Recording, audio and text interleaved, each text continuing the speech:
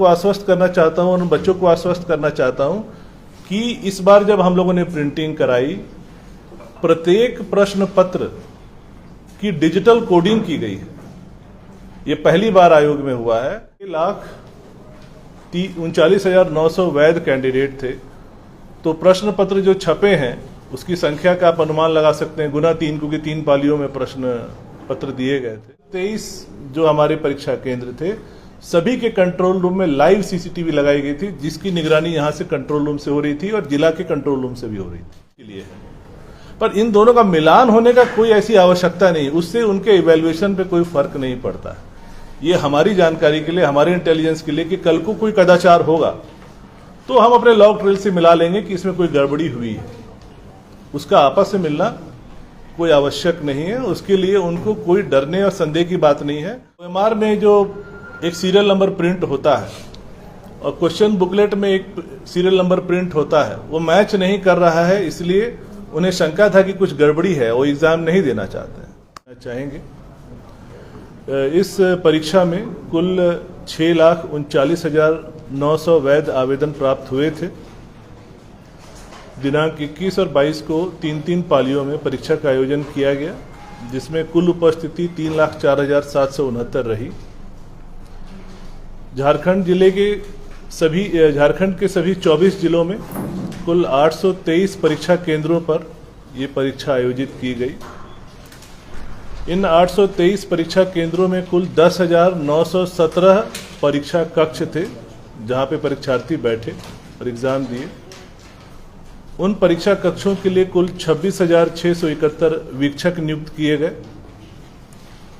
और जिला प्रशासन के द्वारा 824 स्टैटिक दंडाधिकारी, 857 परीक्षा ऑब्जर्वर और 415 गश्ती दल दंडाधिकारी प्रतिनियुक्त किए गए। प्रत्येक जिले में एक नोडल पदाधिकारी और बजगरी प्रभारी भी नियुक्त किए गए।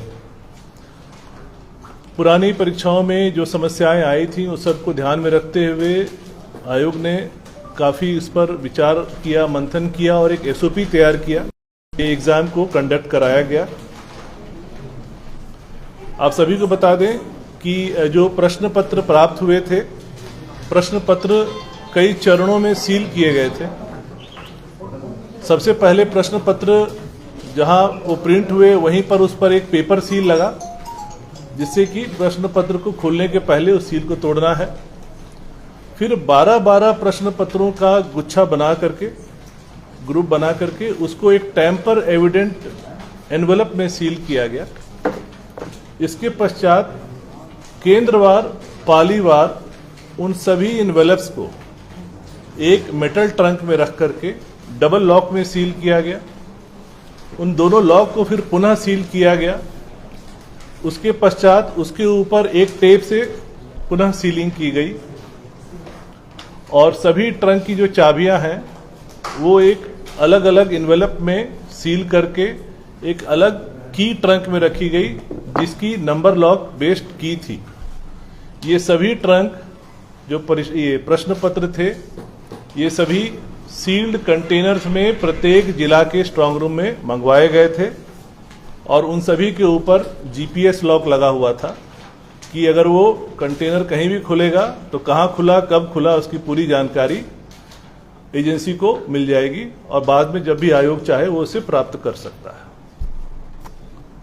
जैसे ही ये ट्रंक जो है स्ट्रांग रूम में प्राप्त हुए, वहां पर पहले से स्ट्रांग रूम रेडी थे, सभी जगह लाइव CCTV कैमरा लगाए गए थे और प्रत्येक स्ट्रांग रूम के लिए एक स्ट्रांग रूम दंडाधिकारी नियुक्त किया गया था जिला के द्वारा। उस कंटेनर को मजिस्ट्रेट के सामने खोला गया और सारे ट्रंक्स को निकाल करके स्ट्रांग रूम में रखा गया। पूरी की वीडियोग्राफी संबंधित मजिस्ट्रेट के द्वारा की गई और उसको बारी बारी वो ईमेल करते गए एग्जाम कंट्रोलर को आयोग में। और उसके बाद जैसे इलेक्शन में EVM सील होता है, वैसे ये सारे मेटल ट्रंक्स को स्ट्रांग रूम में सील कर दिया गया और लाइव CCTV में लगातार वो ट्रिपल निगरानी में था। एजेंसी की भी निगरानी में था, जिला प्रशासन के भी निगरानी में था और यहाँ हमारा कमांड एंड कंट्रोल सेंटर था, यहाँ से भी हम लाइव इसको निगरानी कर रहे थे। परीक्षा के दिन स्ट्रांग रूम एक नियत समय पर खोला गया, मजिस्ट्रेट के सामने, नोडल पदाधिकारी के सामने।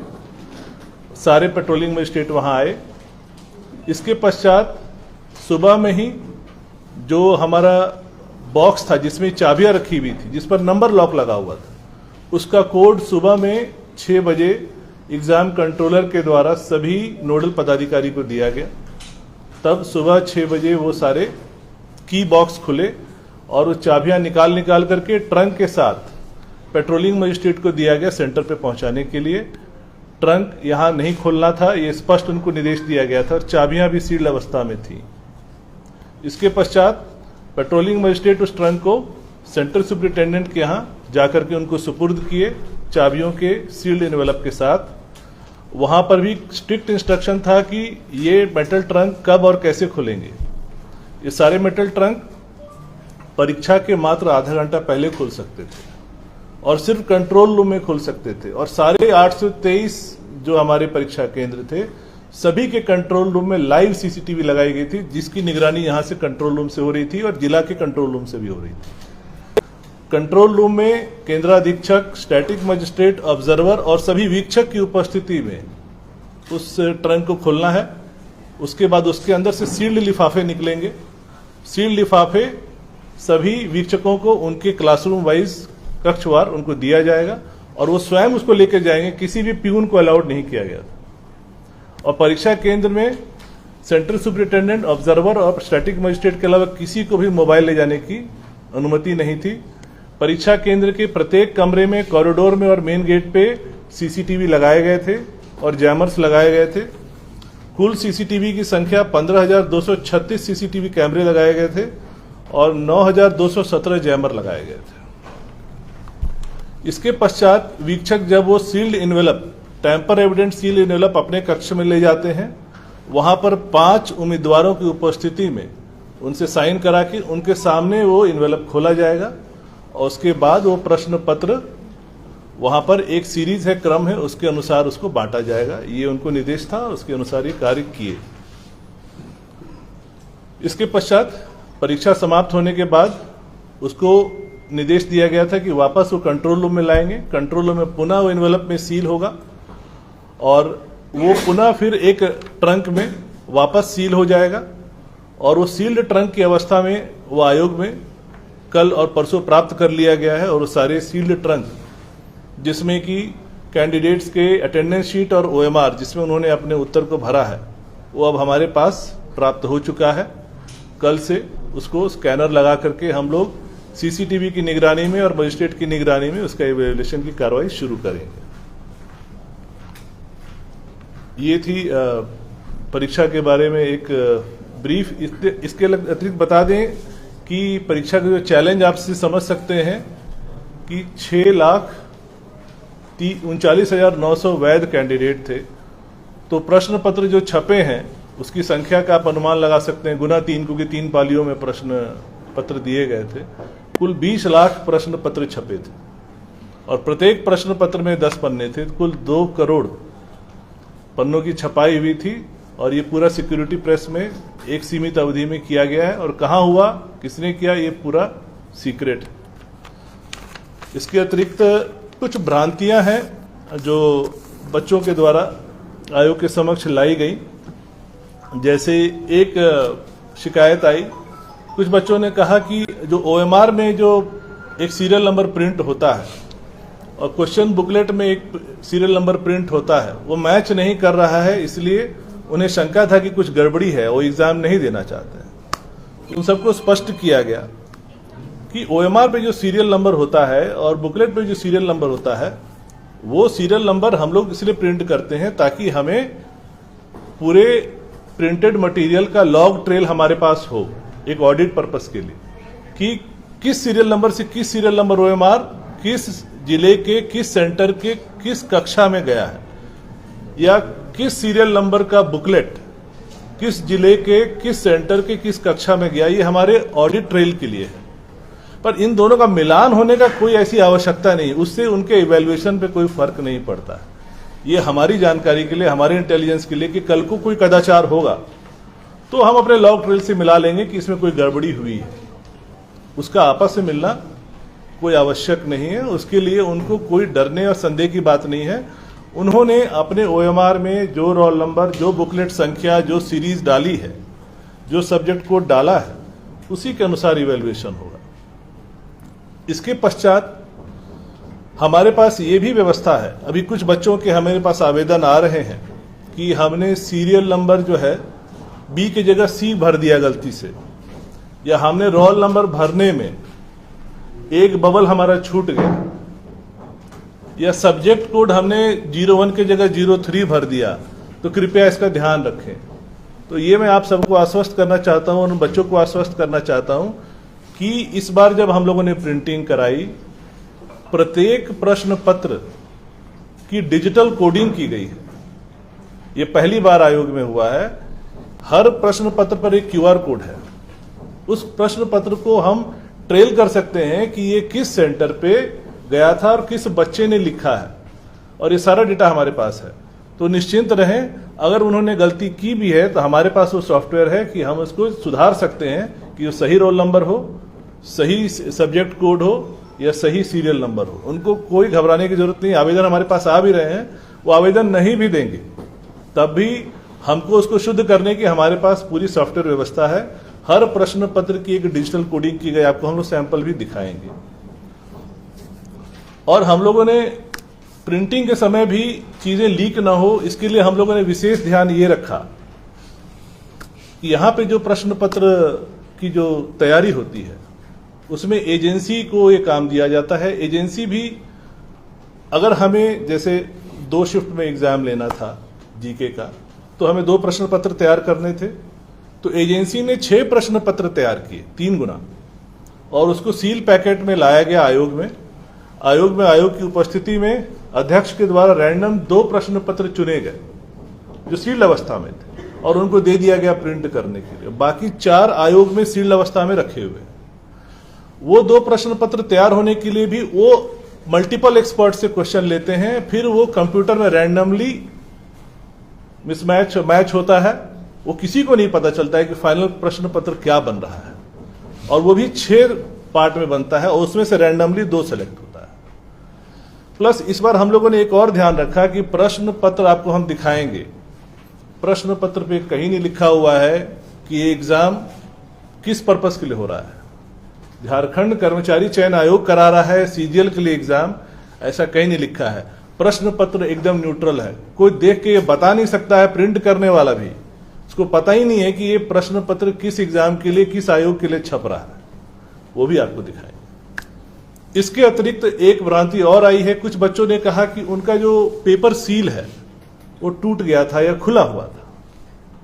तो आपको मैंने जैसा बताया 20 लाख प्रश्न पत्र छपे, सारे सिक्योरिटी प्रेस में मशीन से प्रिंट हुए, सील हुए, पैक हुए।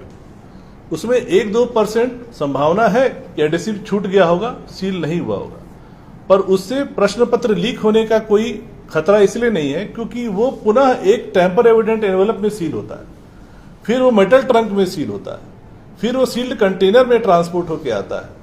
तो इसलिए सिर्फ पेपर सील के खुले रहने से प्रश्न पत्र की लीक होने का कोई खतरा नहीं है। पेपर सील का एक ही उद्देश्य होता है कि जब प्रश्न पत्र दिया जाता है कैंडिडेट को, तो हम लोग 4-5 मिनट पहले दे देते हैं, बांटने में सुविधा होती है। जब घंटी बजती है तब कैंडिडेट को पेपर सील फाड़ना होता है और तब वो प्रश्न पत्र खोलता है। सिर्फ इसी पर्पस के लिए दिया जाता है। इससे इसका मतलब ये नहीं है कि वो प्रश्न पत्र लीक हो गया या उसका कोई खतरा है। It could be 1-2% of a manufacturing defect जो हमारे प्रश्न पत्र को कहीं भी खतरे में नहीं लाता। कुछ आप लोगों को हम लोग वीडियो भी दिखाना चाहेंगे कि कैसे सेंटर्स में, जो हम लोग यहाँ से लाइव CCTV से देख रहे थे, कि कैसे जो ट्रंक थे कैसे उसको अनसील किया गया सभी के सामने कंट्रोल रूम में। तो वो एक वीडियो है, वो हम लोग दिखाएंगे आपको। इसके अतिरिक्त कुछ आपको हम लोग सैंपल दिखाना चाहेंगे। पहले एक हमको खुला वाला दिखाइए। ये अनयूज्ड मटेरियल है जो बच करके वापस आए हैं, उसमें से कुछ डेमोन्स्ट्रेशन के लिए। इस तरह के एनवेलप में सील था, एक सील्ड एनवेलप दिखाइए। इस तरह के टैम्पर एविडेंट एनवेलप्स में प्रश्न पत्रों को सील किया गया था, तो इसको आप खोल नहीं सकते, ये मुश्किल है, खुलेगा तो ये सील फट जाएगा। इसको काट के ही खोला गया है। तो अगर कहीं भी कोई इसको खोलेगा तो ये पता चल जाएगा, इसीलिए बोलते हैं टैंपर एविडेंट एनवेलप इसको बोलते हैं। तो इसको जब खोला गया, इसको काट करके खोला गया। अब आपको दिखाते हैं एक प्रश्न पत्र। यही है वो पेपर सील जिसके बारे में लोग बात कर रहे हैं। ये एक छोटा सा पेपर सील होता है। इसका उद्देश्य होता है कि कैंडिडेट घंटी बजने के बाद इसको खोले, पर इसके ऊपर भी कई लेयर ऑफ सीलिंग है। यही है वो पेपर सील जिसकी इतनी चर्चा चल रही है। ठीक है, इसको खोलेंगे तब वो अंदर के प्रश्नों को पढ़ सकते हैं। इतना ही इसका पर्पस है। बाकी आप देख रहे हैं कि सारे टैंपर एविडेंट एनवेलप्स में सील किए गए हैं। और किस तरह से चाबियों के लिए हम लोगों ने एक मेटल बॉक्स विथ ये सिस्टम किया था। इसके अंदर चाबियां सील्ड अवस्था में ऐसे एनवेलप्स में पैक की गई थी जिसको काट करके खोला गया था। और ये एक नंबर लॉक सिस्टम है। सुबह 6 बजे कोड दिया गया, तब वो खुला और ये चाबियां बटी। अब अनसीलिंग वाला वीडियो कहाँ दिखाएंगे इसको? उस तरफ है। हाँ, और कुछ और प्रश्न है तो आप लोग पूछ सकते हैं। हाँ, स्टूडेंट कर रहे हैं कि सेंट्रल जेएसएससी के 2 साल के क्वेश्चन है, जिसमें से मैथ और रीजनिंग के ज्यादातर सवाल मिले, 20 में से 16 मिले। आपका जो आयोग का जो एक्सप्रेशन ऑफ इंटरेस्ट है उसमें है कि अगर किसी भी परीक्षा से प्रश्न पत्र मिल जाते हैं तो वो पेपर कैंसिल हो जाएगा, और आयोग ने पहले ऐसा किया नहीं। देखिए, पहली बात है कि आप भी परीक्षार्थी रहे हैं और हम भी परीक्षार्थी रहे हैं। हमेशा ये संभावना रहती है कि इस साल के प्रश्न पत्र में पिछले सालों के कई प्रश्न पत्र आएंगे। हमने 10th बोर्ड एग्जाम भी दिया है, जेई भी दिया है, यूपीएससी भी दिया है। क्योंकि क्वेश्चंस की संख्या सीमित है और कई एग्जाम्स होते हैं, तो लोग उन्हीं क्वेश्चनों को चलाते हैं। रैंडमली कभी भी रिपीट हो सकता है। और आपको जैसा मैंने बताया कि प्रश्न पत्र पूरी रैंडम व्यवस्था से किए गए। इत्तेफाक हो सकता है कुछ क्वेश्चन रिपीट हो गए हैं, पर इससे क्या लीक होने का प्रमाण मिलता है? मेरा प्रश्न आपसे ये है। नहीं, मेरा जवाब ये है, क्या ये सेटिंग का एक प्रावधान नहीं हो सकता? तो ये तो आशंका है। आशंका पर तो हमको प्रमाण दीजिएगा तो हम जांच करेंगे, लेकिन रैंडमली रिपीट होने की संभावना रहती है। 32 मिल जाना ये तो रैंडम है। अगर 21 तारीख का प्रश्न पत्र देखिए, वो भी रैंडमली सेलेक्ट किया गया, उसमें नहीं मिला। हमारे पास 4 प्रश्न पत्र सील अवस्था में और है, उनको देखेंगे, हो सकता है नहीं मिलेगा। तो रैंडमली सेलेक्ट किया गया है। कोई रिपीट हो सकता है, कोई रिपीट नहीं हो सकता। सर, जब हमने ग्राउंड रिपोर्टिंग करी तो स्टेशन पे जब बच्चे से हमने बात किया तो उसने कहा कि एग्जाम में दाखिल होने के ठीक पहले यानी 6:43 पे उसके पास मैसेज आता है और कहता है कि क्वेश्चन नंबर फलाना फलाना कि अगर आंसर ये होगा। 3 क्वेश्चन लगातार उसने एविडेंस में दिखाया कि अगर इस तरह के होंगे और अगर टैली होता है तो क्वेश्चन सेटिंग हो चुकी है, कुछ न कुछ भीतर से कुछ न कुछ। तो हमें प्रमाण दिया जाए, हम लोग जांच करने के लिए तैयार हैं। हमारे पास कोई प्रमाण लेकर के आएगा, निश्चित रूप से आयोग इसकी जांच करेगा। बापू वाटिका में प्रेस कॉन्फ्रेंस बुलाई गई थी, वहाँ पे सबूत उन लोगों ने रखे, उन छात्रों ने रखे। नहीं तो आयोग के समक्ष लाए ना, हम तो स्वागत करते हैं। सर, कई छात्रों ने ये भी आरोप लगाया कि उनके बगल में जो छात्र बैठे थे वो आंसर ब्लैंक कुछ छोड़ के आए। तो उसका उपाय ये है कि अगर कोई ओएमआर ब्लैंक छोड़ रहा है तो उसका उपाय यही होगा कि जब यहाँ इवैल्यूएशन होगा तो कोई उसका व्यक्ति जो है जाकर के ओएमआर को ब्लैक कर देगा। ये हो सकता है। अभी तो पूरा सील्ड एनवेलप और ट्रंक में आया हुआ है, सब यहीं पे रखा हुआ है, सब सील्ड है। तो आपको ये बता दें कि जो हमारी स्कैनिंग होगी, स्कैनिंग के लिए सीसीटीवी कैमरे लगाए गए हैं। एजेंसी तो जो करेगी ही करेगी, हमारा एक एक मजिस्ट्रेट हर स्कैनर पे रहेगा और वो एक पर्टिकुलर कमरे में होगा जिसके बाहर हमारे सिक्योरिटी गार्ड ये चेक करेंगे कि कोई भी व्यक्ति मोबाइल या कलम या पेंसिल अंदर लेके नहीं जा रहा है। उसको रैदर हम लोग अलाउ करेंगे वो टी शर्ट पहन के आएगा, कोई पॉकेट नहीं होना चाहिए उसके पास और बिल्कुल खाली हाथ अंदर जाएगा। तो जब ये होगा तो अगर किसी ने ओएमआर छोड़ा भी है उस उम्मीद पर कि शायद कहीं सेटिंग होगी तो उसका ओएमआर खाली ही रह जाएगा।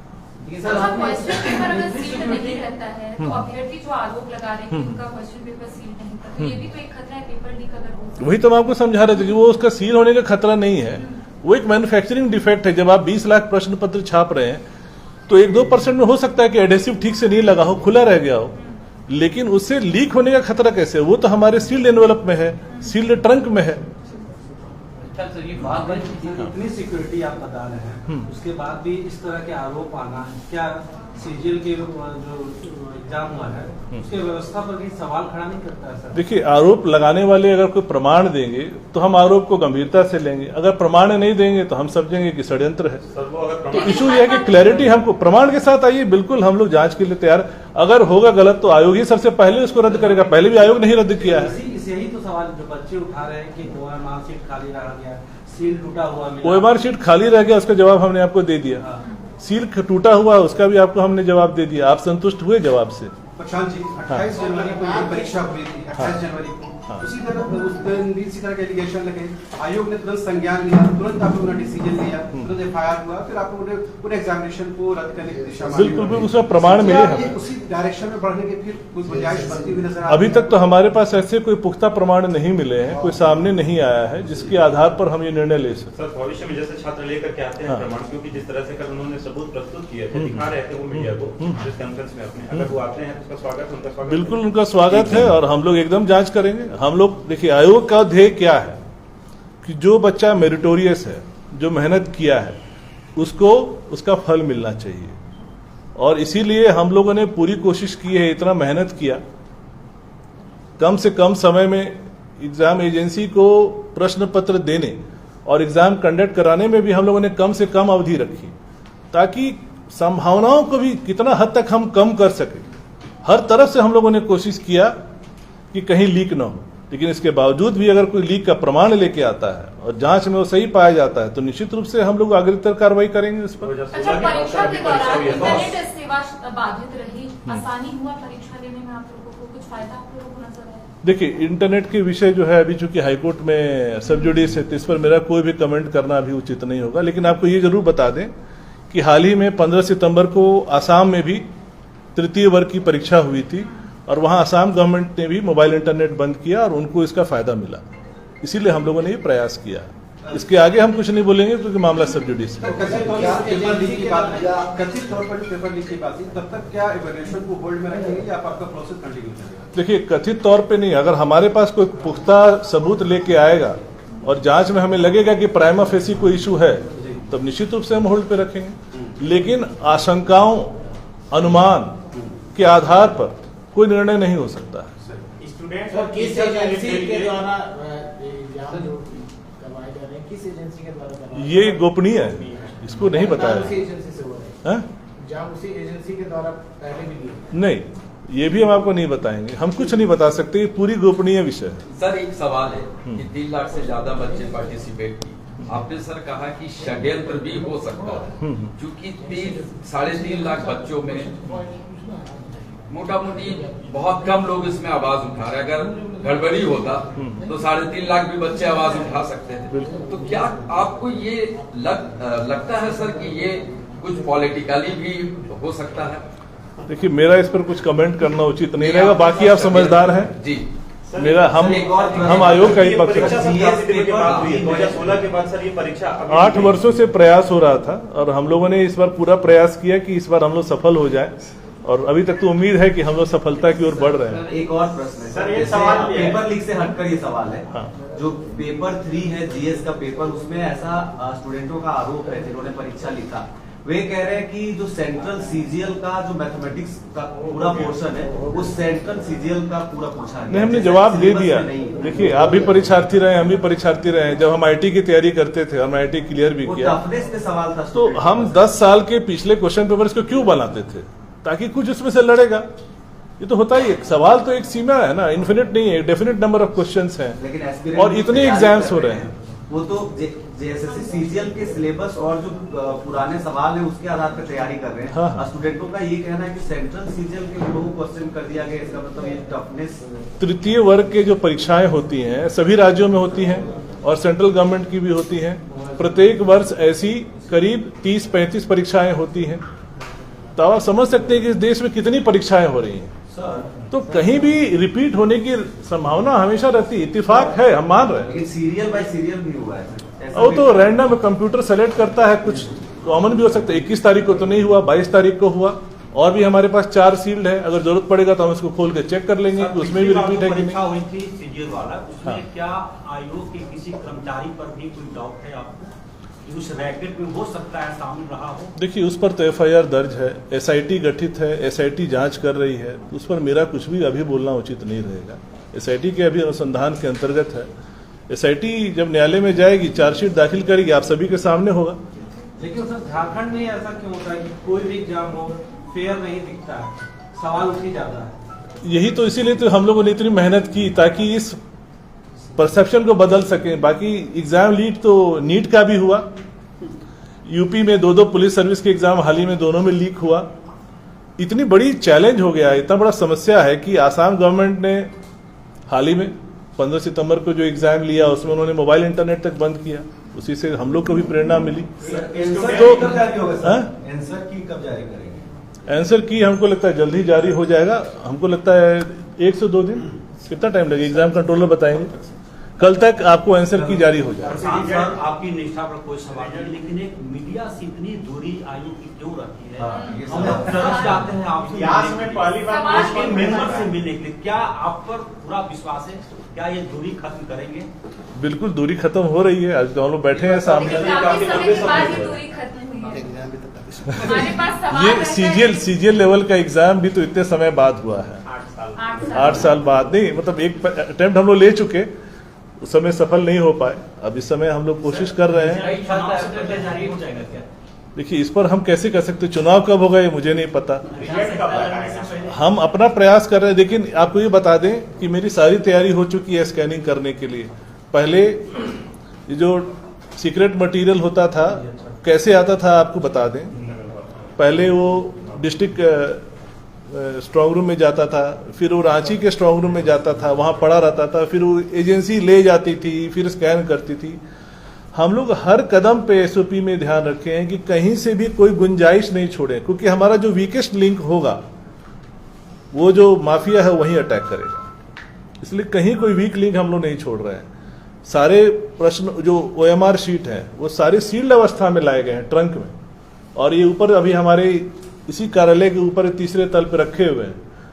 और परसों से उसकी स्कैनिंग हम लोग शुरू करेंगे, और स्कैनिंग भी हम लोग लिमिटेड टाइम के लिए कर रहे हैं। ये नहीं कि दिन रात हो रहा है अंधाधुंध, एकदम टाइम सेट करके मजिस्ट्रेट लगा के सीसीटीवी कैमरा की निगरानी में, ताकि एक भी ओएमआर पे कोई गड़बड़ी होने की संभावना नहीं हो। सर, आपको सीजीएल परीक्षा की बधाई, लेकिन कई अन्य विभागों ने वैकेंसी भेज रखा है, क्यों चुपचाप हैं आप? नगर पालिका का सर, भी रिजल्ट नगर पालिका सर 11 महीने से रिजल्ट जारी नहीं किया। अच्छा, ये नगर पालिका के लिए दिया। आ रहे हैं एक एक करके। आपने बहुत अच्छा प्रश्न किया। अब ये बताइए कि पिछले हाल के दिनों में लगातार हम लोग अनुशंसाएं भेज रहे हैं और नियुक्ति पत्र वितरण कार्यक्रम चल रहा है कि नहीं चल रहा है?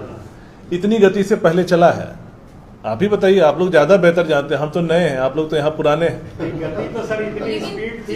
तो जेई का अभी हम लोगों ने बहाली किया, शिक्षक का बहाली किया, पीजीटी का बहाली हुआ, इसके अलावा लैब असिस्टेंट का भी हम लोग भेज दिए हैं, और आईटीआई का हम लोग आज भेज रहे हैं। और इसके अतिरिक्त फिर हमको लगता है 27 तारीख ये एमबीआई का हम लोगों ने कर दिया। इंडस्ट्रियल का जल्दी ही, इंडस्ट्रियल का तो आज ही भेज देंगे। और जो म्युनिसिपल वाला बस वही एक बचा, बाकी तो सारा बैकलॉग हम लोगों ने क्लियर कर दिया। हाल तो सर बोल रहा है कि सारे एग्जाम विवादों में क्यों चला जाता है, कहीं कोर्ट में फंस जाता है तो सर रिजल्ट। हम तो प्रयास कर सकते हैं, विवाद में क्यों जाता है वो मेरे नियंत्रण में नहीं है। हम लोग सर अभी कुछ स्टूडेंट और टीचर के डेलीगेशन गवर्नर से मिले हैं, 5 पॉइंट दिए, आप प्रमाण की बात कर रहे हैं। वो बता रहे हैं कि एक वीडियो एग्जाम शुरू होने से पहले 22 सितंबर का वायरल हो रहा है, जिसमें एक लड़का बैठकर आंसर पढ़ रहा था, और वही 20 आंसर के क्वेश्चन जो है एग्जाम में आए। बिल्कुल, वो आए हमारे पास भी आ जाए लेकर के। उसमें सर वो वीडियो में वो लड़का दिख भी रहा है जो भाग रहा है। दूसरा प्रमाण ये कि एक और सेंटर पर एक स्टूडेंट बैठ के फोन से नोट कर रहा था, उसे फोन से कोई बता रहा था, जो लड़का सुना वो भी सामने है, तो ऐसे में पूछताछ हो सकती है। एक और पॉइंट है इसमें, ये हजारीबाग का एक सेंटर है, जांच करेंगे। हर सेंटर पे हमारे मजिस्ट्रेट थे, सेंटर सुपरिटेंडेंट थे, सीसीटीवी है, जांच हो जाएगी। क्योंकि हम लोगों ने इतने ऑडिट ट्रेल्स बना के रखे हैं कि कहीं कोई गड़बड़ी करेगा तो पकड़ में आ जाएगा। क्योंकि जो बच्चा आप बता रहे हैं कि अगर चोरी कर रहा है उसके आंसर शीट को देखने से ही पता चल रहा है। देखिए, ट्रेंड एनालिसिस से हम पता लगा लेंगे कि वो चोरी किया है या ईमानदारी से किया है ना। अगर चोरी किया होगा तो उसका एक एक सारा आंसर मिल रहा होगा, अगर वो ईमानदारी से किया होगा तो उसमें रैंडमनेस दिखेगा। वो तो ट्रेंड एनालिसिस करके हम निकाल लेंगे। आप हमको एग्जैक्ट उस बच्चे का जिस पर आरोप है उसका रोल नंबर दीजिए, हम लोग जांच कर लेंगे। सर, अभी तक किसी भी अभ्यर्थी का कंप्लेन यहाँ पर नहीं आया है। अभी तक हमारे पास जो भी माहौल बनाया जा रहा है, राज्यपाल से भी मिल रहे हैं अभ्यर्थी, लेकिन आयोग के समक्ष नहीं आई। बिल्कुल, अभी तक सवाल है कि आप प्रेस कॉन्फ्रेंस बुला रहे हैं, हाँ। लेकिन अभी तक जो अभ्यर्थी इतने बड़े मात्रा में, वो भी हिम्मत नहीं कर पा रहे यहाँ तक आने की, इतने सबूत के साथ। आ जाए जी जी, ठीक है। अभ्यर्थी तो हमारे यहाँ आते रहते हैं। जैसे आज भी नगर पालिका सेवा वाले बच्चे आए थे कि हमारा एग्जाम जल्दी रिजल्ट निकाल दीजिए, तो हम लोगों ने आश्वस्त किए हैं कि एकदम एडवांस चरण में है, जल्दी ही अब उनका भी रिजल्ट निकलेगा। क्योंकि हमारे पास मानव संसाधन सीमित है, इतने सारे एग्जाम्स हैं, तो एक एक करके ही हम उसको निकाल सकते हैं। उनको भी आश्वस्त किया गया है कि उनका भी निकलेगा। इसके अलावा तो हमारे संसाधन सीमित हैं, इतने सारे एग्जाम्स हैं, एक एक करके ही निकलेगा। सर, पिछले दिनों टीचर्स जो रिजल्ट निकाला गया था शिक्षकों का, उसमें से एक अभ्यर्थी ऐसे थे जिन्हें मुख्यमंत्री के हाथ में नियुक्ति पत्र सौंपा गया, तो दिव्यांग थे, और फिर बताया गया कि कंकन मिस्टेक से उनका रिजल्ट पब्लिश हो गया। क्या ऐसा मतलब ह्यूमन एरर पॉसिबल है? पॉसिबल तो है, लेकिन इसका हमको एग्जैक्ट जानकारी नहीं है। लेकिन देखिए, एरर, ह्यूमन एरर तो पॉसिबल है, तो आप भी समझ रहे हैं, हम भी समझ रहे हैं। लेकिन सीएम के हाथ से अगर आप किसी को फर्स्ट अपॉइंटमेंट दिलवा रहे हैं, अपॉइंटमेंट लेटर बनेगा तो किसी का भी अपॉइंटमेंट लेटर जो है माननीय मुख्यमंत्री के ये कर कमलों से वितरण हो रहा है। एक जो सवाल है, आयोग में जो मैन पावर है, खुद आप सेटिस्फाइड है और हैंड होनी चाहिए आपको? देखिए, इधर हाल में हम लोग को ठीक ठाक मैन पावर मिला है, मानना पड़ेगा। हम लोगों ने अनुरोध किया है और सरकार ने हम लोगों को इधर हाल ही में, हमको लगता है करीब 15-20 के आसपास काफी हम लोग को मैन पावर मिला है।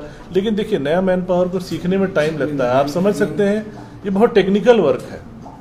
ये जो सामान्य सचिवालय में जब आप काम करते हैं तो इस काम से एकदम फाइल वर्क होता है। यहाँ तो टेक्निकल वर्क हमें ये देखना है कि जो चोरी करने वाला है, जो माफिया है, उससे कैसे हमें लोहा लेना है, ताकि उसको हम कोई वीक लिंक नहीं दें जहाँ से कि वो इस एग्जाम पर हावी हो सके, क्योंकि स्टेक्स आर वेरी हाई। अब तो YouTube में देखते ही होंगे, लोग तो चलाते हैं कि इतना रेट चल रहा है, इसका इतना रेट चल रहा है, उसका आप समझ सकते हैं मतलब कितना हाई स्टेक्स है इस एग्जाम में। कौन सा स्केल से कौन सा स्केल तक मतलब एग्जाम लेती है, या किस कैटेगरी से किस कैटेगरी तक एग्जाम लेती है? हम लोग तृतीय वर्ग और चतुर्थ वर्ग का एग्जाम यहाँ से होता है, और क्लास 2 का एग्जाम जो है JPSC लेती है।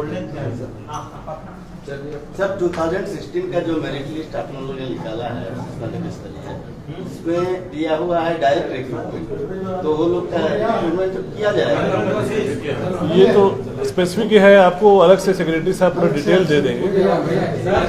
हमको लगता है वीडियो और ऐसे ही तमाम खबरों के लिए सब्सक्राइब करें हमारे चैनल JK न्यूज नेटवर्क को, और हाँ, बेल आइकन दबाना ना भूलें।